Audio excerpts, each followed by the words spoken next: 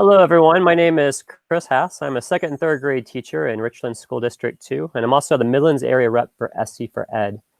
And as an organization, a grassroots organization, we do not endorse parties. We do not endorse candidates for sure. But what we do want is to make sure that when voters get to the polls on June 9th for primaries, they are as informed as they can possibly be around all topics, but certainly around the topic of public education, because that's one that's particularly of interest and importance for us and for everyone. So what we're going to have today is a candidate Q&A with those running for House District 88. We have with us Mike Sturkie running on the Republican ticket, as well as Eddie McCain running on the Republican ticket also. The incumbent McCain Toole is not running for re-election. We do have three other candidates, Brian Duncan, John Lastinger, and RJ May. So we pull the information from those who have filed to run for office. We contact everyone and we invite everyone to these sorts of events so they have an opportunity to speak out as well. Some respond to us, some don't for a number of reasons. It might be scheduling, and sometimes it might be, it could be a number of things. It could even be on our end. So we certainly don't cast judgment on those who don't show up, but we certainly appreciate so much those who do so they can talk about public education.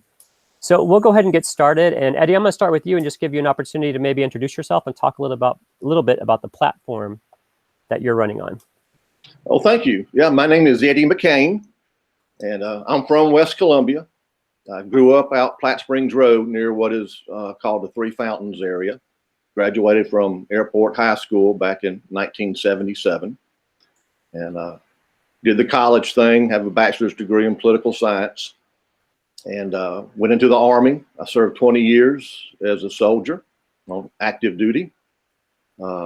I'm married to a school teacher who, following me through my Army career, she has taught primary school in 5 different states.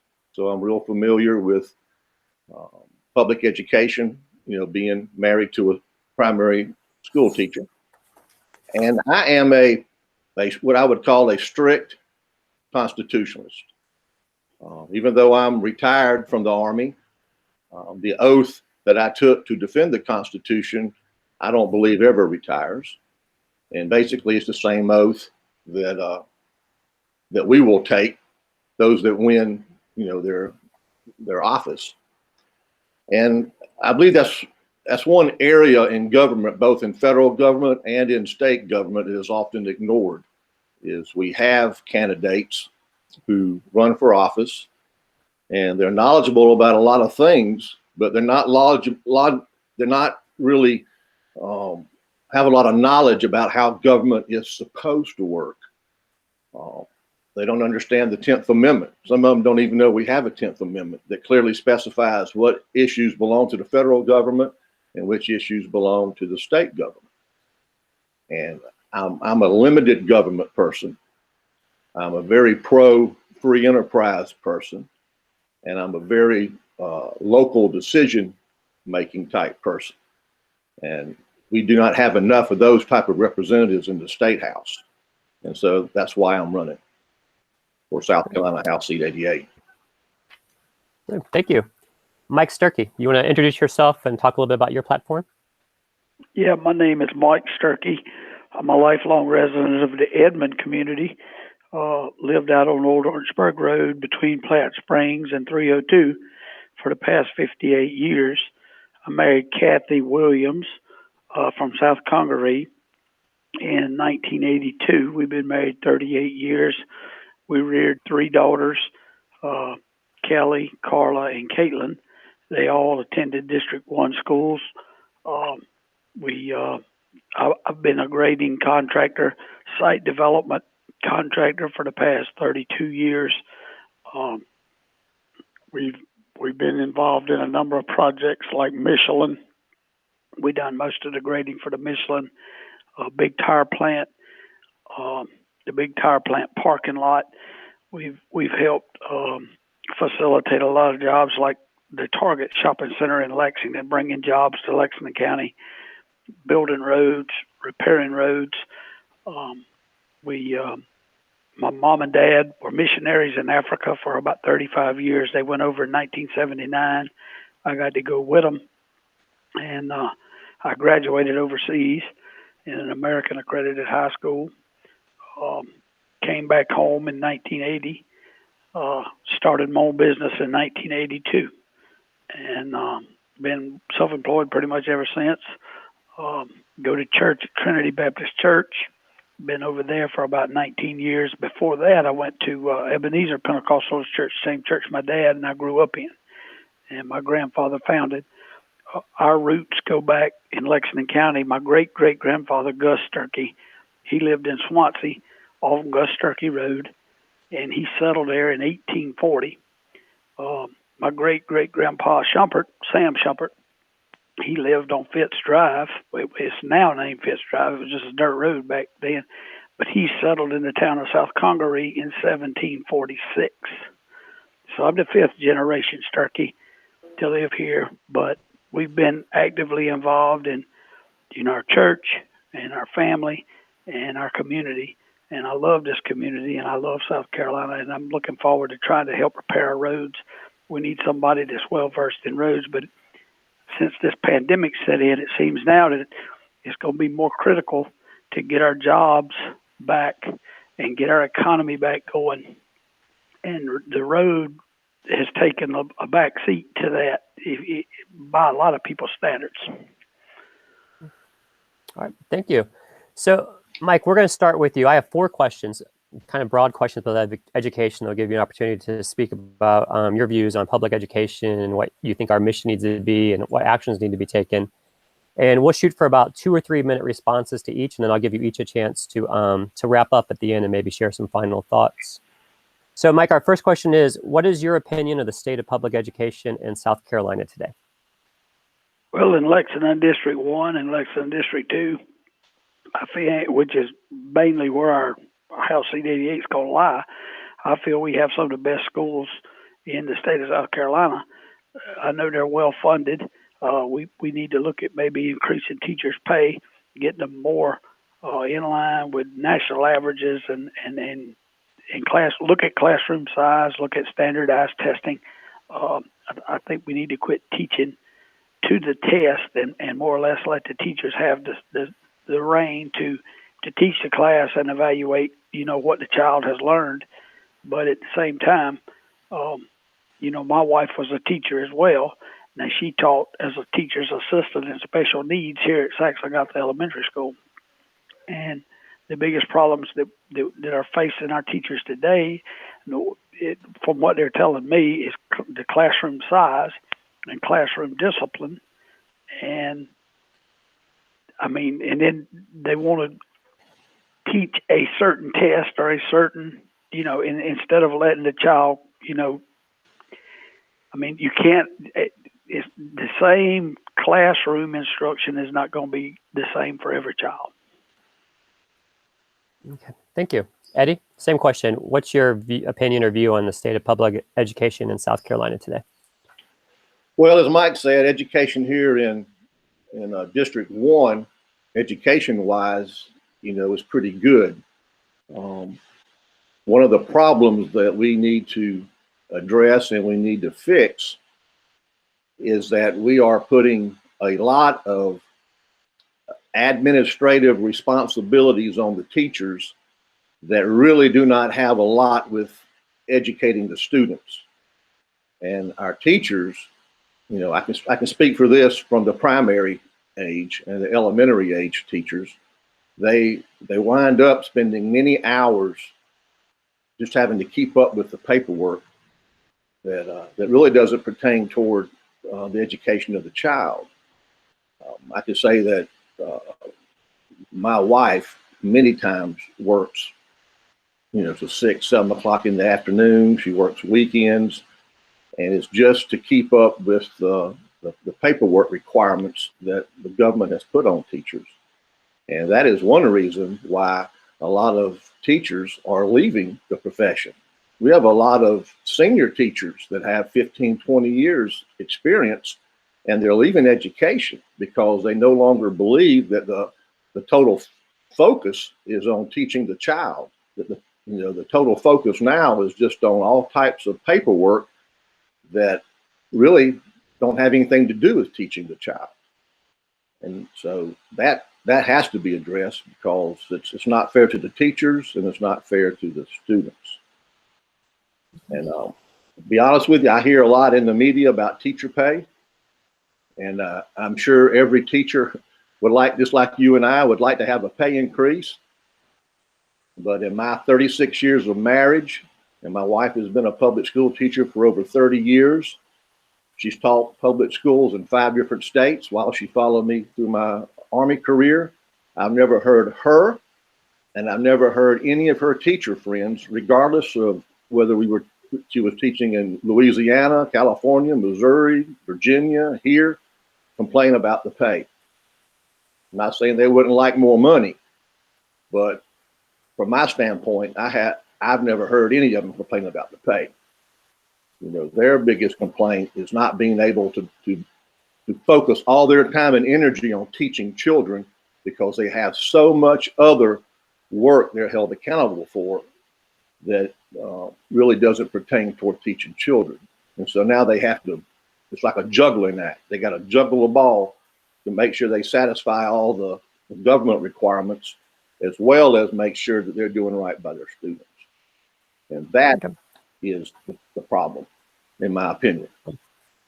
So, and we'll stick with you, Eddie, and you can get the first crack at this question, then we'll move back over to Mike.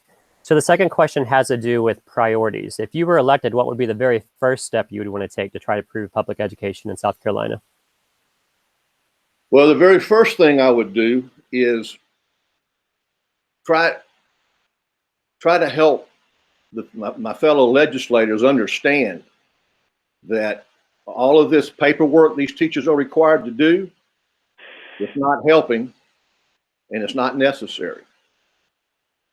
If you want to help education, you have to address the child, and you have to allow teachers to do what they chose to do with their life. Being a school teacher, it's in the same lines as being a soldier or being a fireman or being a police officer. It's a selfless service type job where, you know, you're dedicated to your profession. But just being a school teacher is not typically a job somebody just picks because they're looking to make some money. Normally, a school teacher loves children, and they love to see what I hear them say over and over: the look in the child's eye when the child understands what the teacher is teaching them. They live for that moment. All this crazy administrative work that we're putting on our teachers, you know, they're not able to put in the time that they need to work with the children because they're worried about so many other things. And that is one of the reasons why we're losing so many teachers. So that's something I would address, because I would be coming into the State House as a legislator who is married to a school teacher. I've lived with. I'm sorry, go ahead. No, that's good. Okay. Mike Sturkie, same question. If you were elected, in terms of priorities, what would be the first step you would want to take to address and improve public education? Well, not so much on the elementary level, but on the high school level. I think I would like to see us maybe steer towards an apprenticeship type. You know, once a child gets to be a junior or senior in high school, maybe take another step forward and allow that child, if he's got the ability and he wants to go get an apprenticeship type trade job with outside sources. Maybe go to school from 8 to 12, and then from 12 to 5 or 12 to 5:30 spend his day working with a company, because on the job training can get him better prepared for when he graduates school. And right now, as an employer, you talk to anybody that's out in the business world today, we've got a labor shortage. I mean, and it don't matter if it's plumbers, heating and airs, brick masons, mechanics, auto body repair. And we could get these children into an environment where they have a year or two from their junior and senior year for a half of a year. They might could even earn a little bit of money at the same time that they're getting trained. But if they really apply themselves and the company that they're working for thinks enough of that person's ability and what they learn over the course of that 2-year period, I dare say that that company will want that employee to leave them. They will want to give them a job opportunity. And we need to do a better job of getting our children ready to enter the workforce is my number one priority, I think. And the second thing that would be sub pay. And what I mean by sub pay, the biggest problem that our teachers are facing in every district here in South Carolina, you're required in order to take leave or take time off to find your own sub. Well, up until, and this is even in District 1 and 2, they were paying a substitute teacher $50 a day. And my wife, when she retired from being a teacher's assistant full time, and then a few years ago she started subbing for some of her friends. She gets up at 7 o'clock in the morning, goes to school, works till 2 or 3, gets home at 4. She's worked probably an 8-9 hour day and made $50. And the hardest thing, you'll talk to any teacher out there right now, they can't find a sub. They might spend a half a day or a day trying to find a sub to take over their classroom where they can have a little bit of leave. And so it's a lot like what Eddie's saying. You know, there's responsibilities that are on the teacher that, you know, you could improve that to where the teacher doesn't have to struggle so hard. Okay. So, Mike Sturkie, we're going to stick with you for this third question. When you talk to public educators, when you talk to people about education here in South Carolina, you often hear stories about classrooms that have been getting larger and larger and larger. You hear stories of schools feel that they need more access to school resource officers. They need more access to mental health professionals who can help with some of the students who have particular needs. So within our state, we have not fully funded education for the last 11 years by the formula established in our state legislature. If funding is an issue, but money has to come from somewhere, what would you do to address the funding issue in public education? Well, as far as I know right now in Lexington, now I can't speak for other parts of the state, but I can promise you it's a priority in Lexington County. 74% of every dollar in Lexington District 1 goes, that's raised by county tax revenue dollars, 74% goes to education. That's 3/4 of our total taxable revenue income to the county is going into education. They're running the entire county, you know, public works, solid waste, the sheriff's department, the jail. They're running everything in this county on 26%. And I mean, I don't know what else you can do. The amount of money we're spending right now is phenomenal. Now, there's probably other counties in this state that those numbers don't work in the same order. You know, it wouldn't be as a big a priority, but in my opinion right now, 3/4 of every dollar revenue generated in Lexington County on a tax bill is going for education. But Mike, you're talking at the county level, but if you're running for state office and we're talking about state funding of education, I think we were more asking in that direction in terms of the funds that come from the state house. Well, I mean, that's just it. The majority of the money that's coming right now, there's not a lot of money coming, in my opinion, from the state house level to education that I'm aware of. I mean, the bulk of what we're paying in education is coming from the county level. I mean, I know I think the buses are paid for through state funding, and maybe a few other, you know, items related to education. But I believe, you know, that the majority, the biggest bulk of the money, and I would have to determine where there's money available at the state level that would be paid to the counties. Okay, thank you. Eddie, same question. What would you do to address funding of public education in the state? Okay, and can I add something real quick to the previous question that Mike addressed concerning apprenticeship? Part of my time during the Army was spent as an Army recruiter, which put me in a lot of public high schools. And my last assignment in the Army was running a recruiting station in Sandusky, Ohio.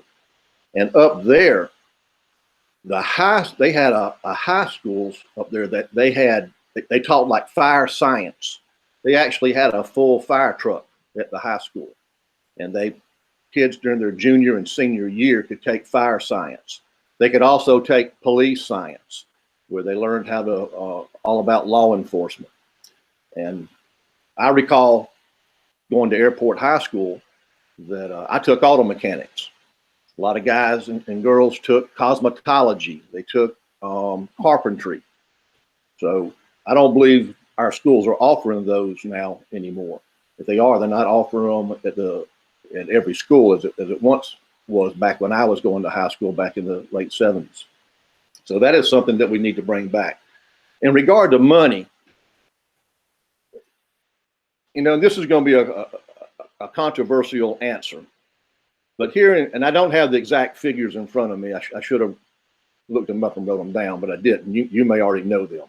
But we're talking about the state of South Carolina, not just District 88, but the entire state of South Carolina.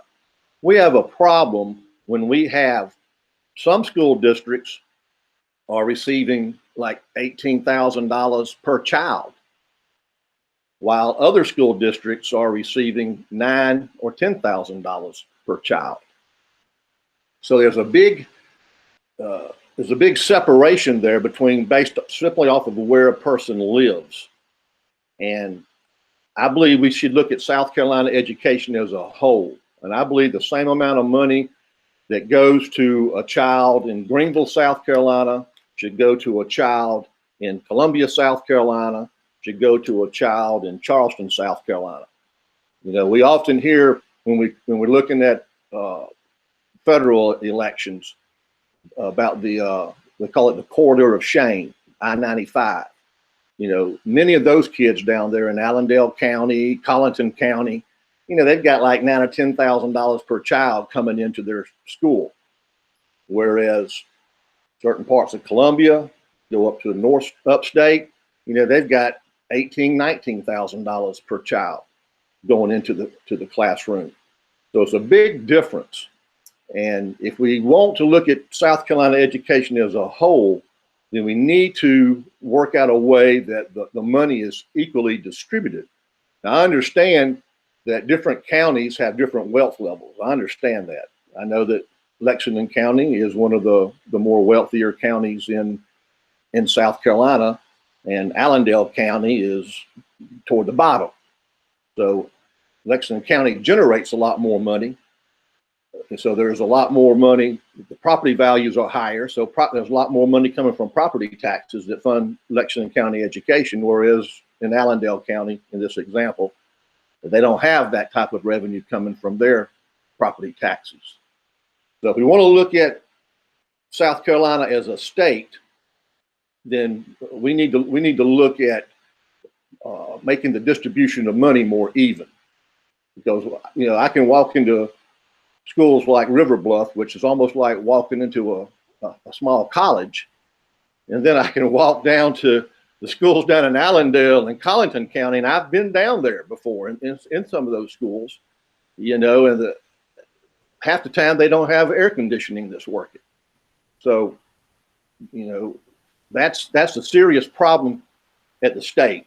Now, if I just wanted to be selfish and say let's just take care of District 88 and Lexington County, then I wouldn't say anything. But we need to look at education throughout the entire state. And if we're going to address the money issue, then we need to address making sure the money is evenly spread out. You will hire more teachers, and students throughout the state will have better facilities to go to school in and to learn by, and students will learn more and they'll feel better about going to school.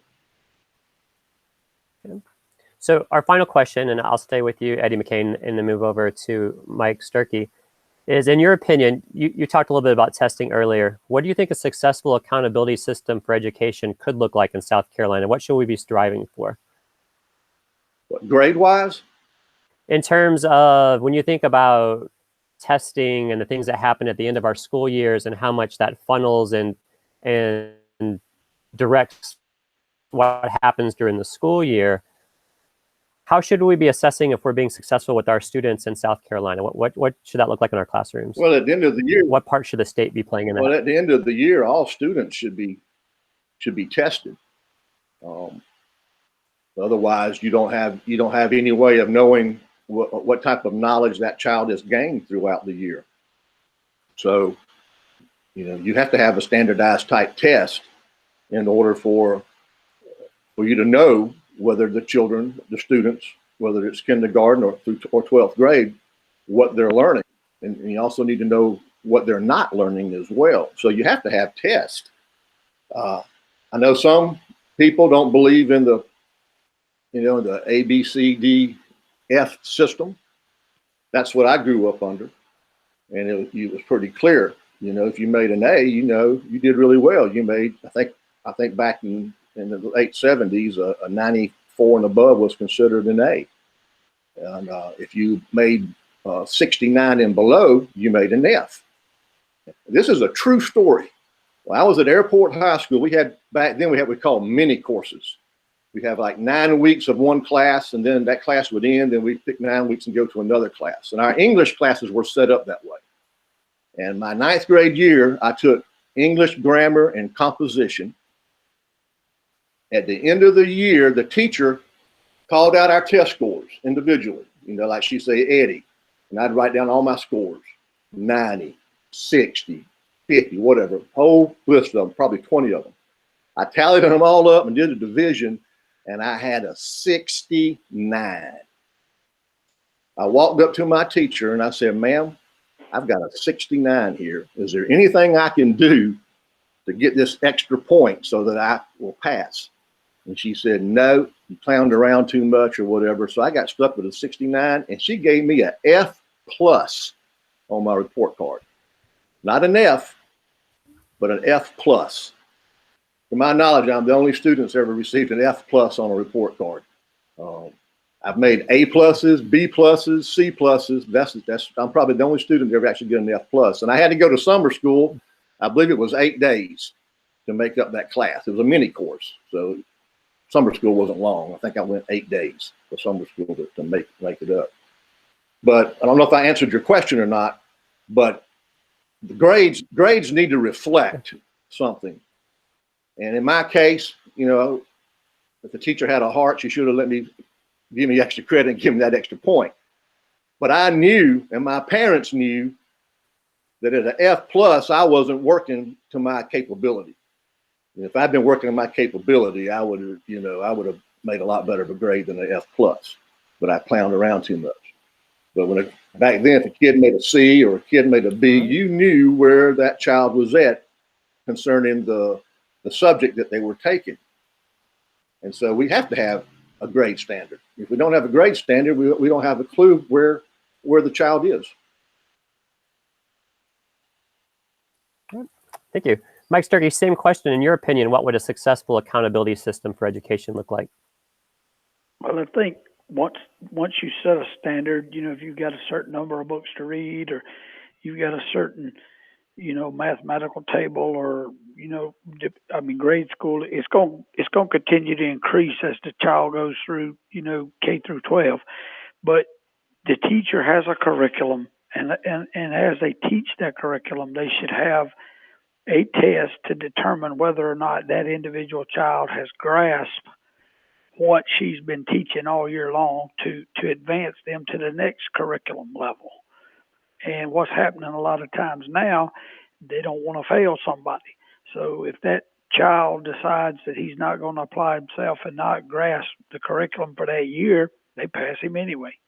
And I hear a lot of stories about teachers saying that a pupil won't attend class. They'll miss too many days to be able to pass them.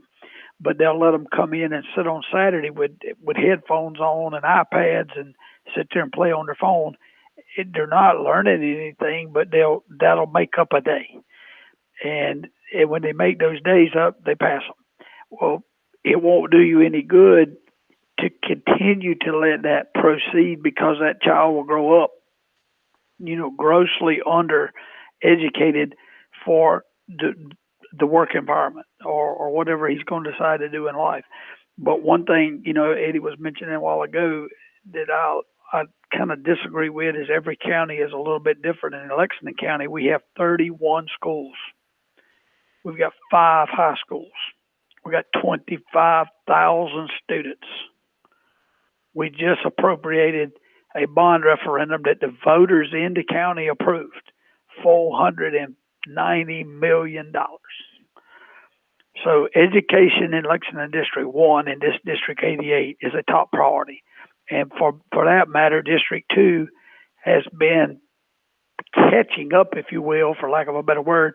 They're almost on the same par now with what they're trying to do to improve their scholastic and their classroom sizes and their schools. Well, Lexington County has more than 5 high schools. No, I did not. You misunderstood. I said Lexington District 1. Oh, I'm sorry. Has 5 high schools. Okay. Yeah, I'm then sorry. You got Lexington District. You got District 1, 2, 3, 4, and 5. I'm mainly talking. I mean, you've got BC Airport in District 2. You got Swansea. You got Batesburg, Leesville. You got Irmo. You got Chapin. No, there's way more schools than that just in the county. But I'm just saying, in District 1, there's 5 high schools alone in District 1, and most of them are running about 90 or better percent, occupancy. So, Mike Sturkie, we're going to end with an opportunity for each of you to have any last words that you want to share. If there's something you wish you would have maybe mentioned earlier, or maybe just expound a little bit on another part of your campaign that you'd like for us to know about. So we'll begin with you, and then we will end with Eddie. Okay. Well, I've been a lifelong resident, like I say, 5th generation to be born and raised right here in Lexington County. I feel like as a state representative, you're going to need to be able to know and have a relationship with all of your county council members, your school district members, the local elected officials, and all the municipalities to help improve education and your quality of life in this county. And I feel like that my 36 years as a contractor and business, I've developed those relationships. A lot of them I have, on a first name basis, and I have their numbers in my phone. They got a problem, all they got to do is call me. We'll do what we can to try to solve it and come up with an equitable solution, that'll be good for everybody in Lexington County. Thank you. Eddie McCain? Well, I have 2 different campaign signs. One sign says government is just too big, and my other campaign sign says I'm standing for liberty. And I believe it is absolutely essential that we elect a person into our state house who understands the South Carolina Constitution and the federal Constitution, understands the differences between a right and a privilege.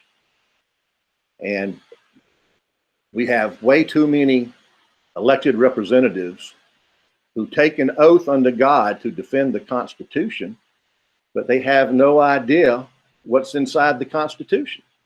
They have no idea what's inside the Bill of Rights. And therefore, government can trample all over the people's rights, and many people won't even realize it's happening. And that's because they don't know what the Bill of Rights are. They don't understand that rights are God-given, that you're born with rights as part of your humanity. Government does not give rights, and government does not give rights, and government cannot take rights away. And that's the biggest part of our problem in the state house as well as the federal government, is that we have representatives that, they're either one of 2 things. Either they are committing a derelict of duty by intentionally not defending the Constitution, or they just don't have the knowledge. They took the oath to defend the Constitution, but they really have no idea what the Constitution says. They just took the oath as some simple formality that to them probably doesn't mean anything. But as a soldier who took an oath to defend the Constitution, it's very important to me. Our founders who put our Constitution together basically set up our Constitution as the North Star for good government. And without legislators who will actually be oath keepers and keep their oath, we wind up in all kinds of problems. Excuse me, just like right now with this, with this virus, in a lot of ways. I know we don't have time to go into it, but this is off the education beat. But right now, government, in my opinion, is using this virus as a tool to trample on more of our rights and also to create wealth. $6 trillion into the stimulus fund. Most people think it's just 2 trillion, but it was actually 6 trillion. You have to ask, what is that going to do to our economy as far as inflation goes? They're doing a lot of things in the State House and a lot of things in Congress that are just absolutely wrong, and they're trampling on the people. And I'm a fighter, and I'm a fighter for our Constitution, and that is why I'm running for South Carolina House seat. Well, I would like to thank you both so much for taking the time this evening to come out and share your views on public education in South Carolina. I'd also like to remind voters, June 9th are our primaries, and primaries are too often overlooked, but an extremely important part of our voting process, because some of the most important decisions get made in our state in the primary elections that happen in June. So best of luck, guys. Thank you. Thank you.